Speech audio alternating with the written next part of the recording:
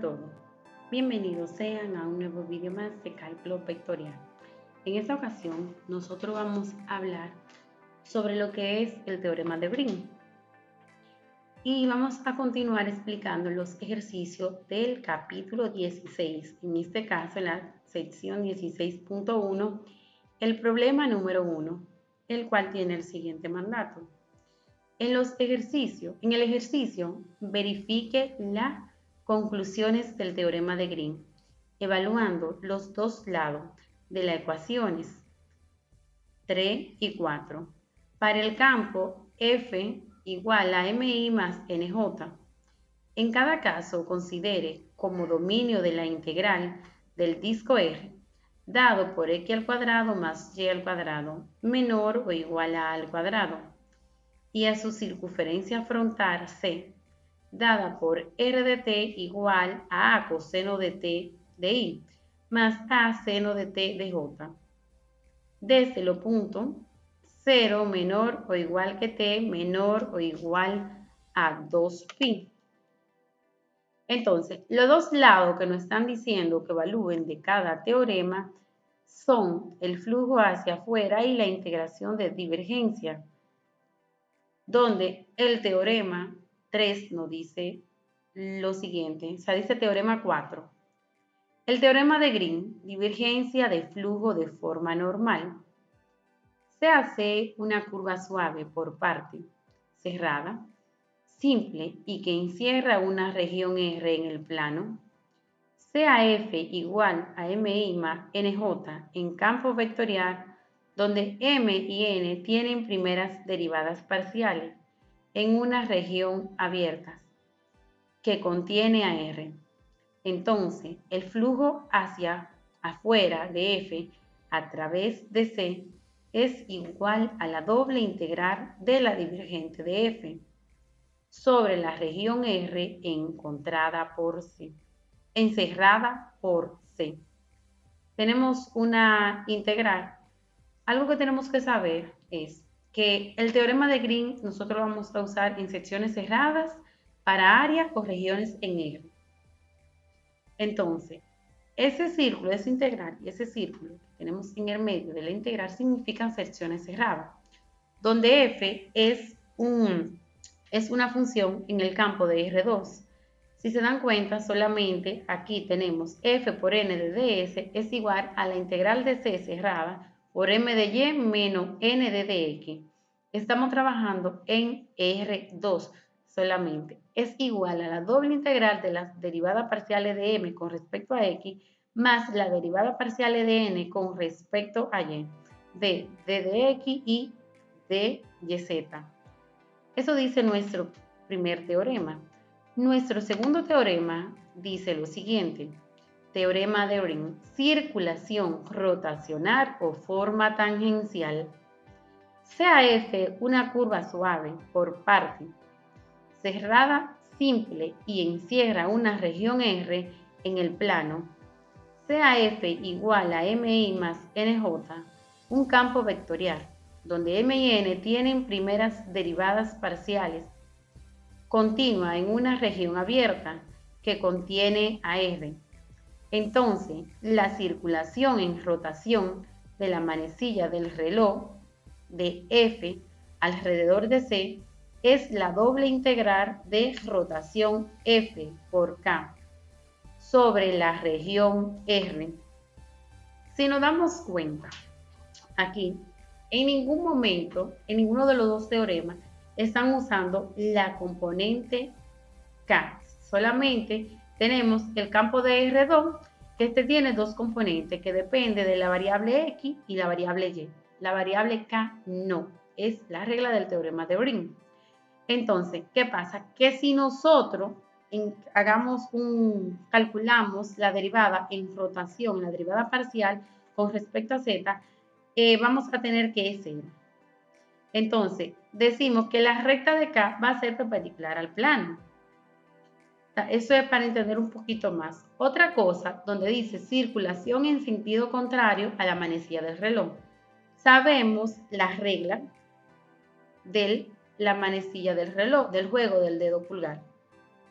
Entonces, donde nosotros vamos a tener, si nosotros giramos en sentido de la manecilla del reloj y nuestra F en un campo vectorial de R2 tiene signo negativo, esto nos va nosotros a girar el círculo a favor de la manecilla del reloj. De ser positivo, nos va a girar en contra de la manecilla del reloj. Es muy importante esto, y esto viene dado por las reglas de las manos que nosotros tenemos. Entonces, la integral de rotación es la segunda integral de las derivadas parciales de n y m, con las diferenciales de x y de y. Vamos. Entonces, nosotros tenemos aquí, vamos a explicar lo que habíamos visto, donde tenemos que evaluar las dos integrales, las dos partes de los dos teoremas. Y tenemos las dos formas del teorema de Green para el campo vectorial. Nos dice el problema que es igual fxy es igual a menos y más xj, donde nos damos cuenta que estamos trabajando en R2. Además, nos estamos dando cuenta que la manecilla del reloj nosotros las tenemos con la regla, que ya yo le había dicho, del dedo pulgar de las manos. Esta nos va a dar positivo. ¿Por qué razón? Porque tenemos menos y. Otra cosa, el campo de F, nosotros lo sustraemos y decimos que el campo de F es igual a MI más NJ, donde MI es igual a X y NJ es igual a Y. Aquí tenemos algo que ya yo le había explicado. Nosotros tenemos aquí el círculo, todo encerrado, en un círculo con una área encerrada, donde la curva simple de cerrada C es esas direcciones que nosotros estamos viendo ahí afuera, y la flecha le está indicando, esa es la curva simple cerrada en C. Y la superficie encerrada es todo lo que nosotros tenemos ahí de azul. Esa es la superficie cerrada donde nosotros estamos trabajando. Ese círculo nosotros lo podemos dividir en infinitas integrales para trabajar. Muchas veces se nos va a hacer un poquito simple y otras veces se nos va a hacer un poquito complicado. ¿Por qué razón? Si yo lo divido en dos secciones, sección 1 al lado izquierdo y sección 2 el lado derecho. Una va a ser a favor y en contra de la manecilla del reloj, al lado opuesto. Pero la puedo dividir en 4, en 8, en infinitas secciones. Y esa es la superficie cerrada y la otra es la curva simple que nosotros tenemos, la curva simple y cerrada en C. Entonces, el dominio de la integral al disco de R tenemos que es igual a R al cuadrado más Y al cuadrado menor o igual a al cuadrado. Si nosotros cogemos y eso lo graficamos, vamos a ver que nos va a dar una parábola con una área cerrada, una parábola porque está elevada al cuadrado. Las dos funciones, se lo voy a mostrar al final. Y dice, la región R acotada por el ciclo unitario, ese es de nuestro problema, es igual a R de t igual a coseno de t de i más a seno de t de j, evaluada en los puntos 0 menor o igual que t menor o igual a 2pi. Entonces, si nosotros evaluamos esa función f de r de t y la diferenciación en sus componentes, nos va a dar lo siguiente. Tenemos aquí donde m es igual a menos y menos a seno de t de d de t, d de x igual a menos a seno de t por d de t en función a t. Tenemos nuestra ecuación. Entonces, ¿por qué le digo que m es igual a negativo y menos a seno de t? Porque si nos damos cuenta, la función que nos dieron en el campo de R2, eso era lo que nos decía, donde f es igual a y más x es igual a j. Entonces, n es igual a j. Entonces, aquí n es igual a x igual a c coseno de t. D de y igual a menos a coseno de t de t. Las derivadas parciales con respecto a cada una de ellas tenemos lo siguiente. Derivada parcial con m respecto a x es igual a 0, porque si nos damos cuenta, dice que f es igual a y, donde no contiene el término x. Por eso es igual a 0, pero no dice que f es igual a y, donde y es igual a 1.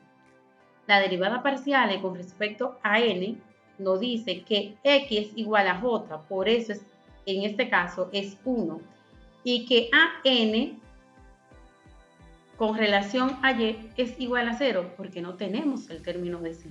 Eso está en las formas del teorema de Green, que nosotros tenemos, que nos están dando nuestra componente de f, que se lo puse al principio. Entonces, los dos lados de la ecuación 3 son la que nosotros tenemos que evaluar. De la primera, tenemos la derivada, la integral cerrada de con respecto a m de y menos n de dx, donde esa parte de ahí es la fórmula, evaluada desde 0 milímetro inferior y 2pi milímetro superior. Entonces decimos menos a de seno de t por a coseno de t menos a coseno de t menos a seno de t por todo eso de t. ¿Qué es lo que estamos haciendo ahí? Ya le había dicho y vimos al principio, vuelvo y les repito, las formas del teorema de Green de la parte 3. ¿De dónde salen esos valores? Si nosotros tenemos aquí m es igual a m de y, es como que nosotros, guiándonos del teorema que tenemos aquí, vamos a sustraer estos valores que tenemos aquí arriba de n y m. Por esa razón le da esto. Solamente es agrupar términos ya que están los términos de este lado. Entonces, al nosotros simplificar todo esto aquí y evaluarlo en ese punto, desde 0 a 2pi nos va a dar igual a 0, d de t igual a 0. Y decimos que la doble integral,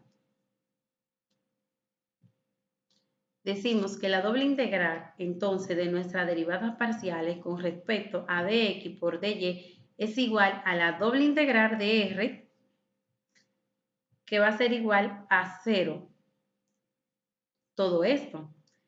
Eso es con las derivadas parciales.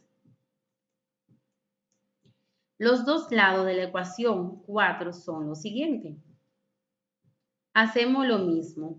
Ya tenemos a nuestra función, solamente agrupamos los términos y decimos que m de y menos n de x es igual a la integral evaluada desde mi límite superior 0 y límite inferior 2x.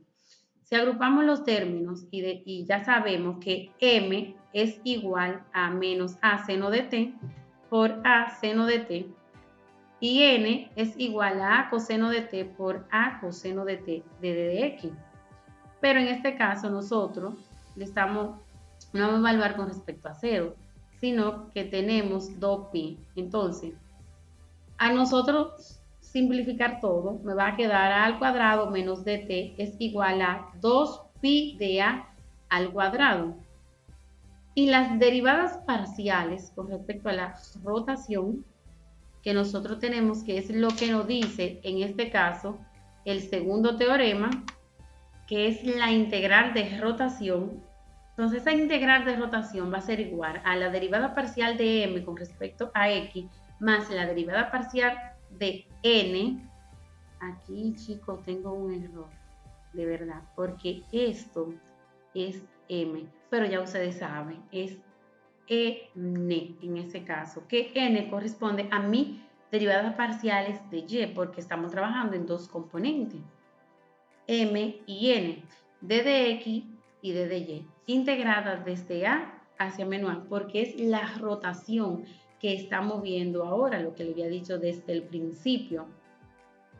Entonces, integrada desde C, que es mi curva, por a al cuadrado menos x al cuadrado de 2xy, igual a la integral de a menos a, límite inferior menos a y límite superior a.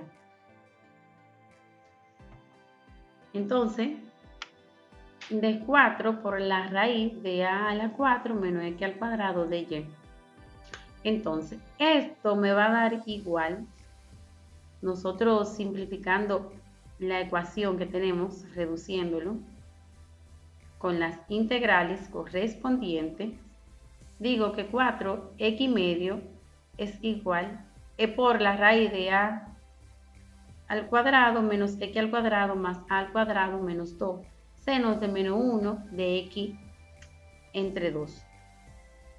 Todo ese valor, porque le estamos evaluando, a nosotros nos va a dar 2a al cuadrado multiplicado por pi medio más pi medio. Si nosotros decimos pi medio más pi medio, nos va a dar igual a pi. Y 2a al cuadrado, que es el término que vamos multiplicando. Entonces, al final tenemos 2a al cuadrado por pi, que es nuestro valor. Entonces, muchas gracias y espero que hayan entendido. Nos vemos en un próximo vídeo.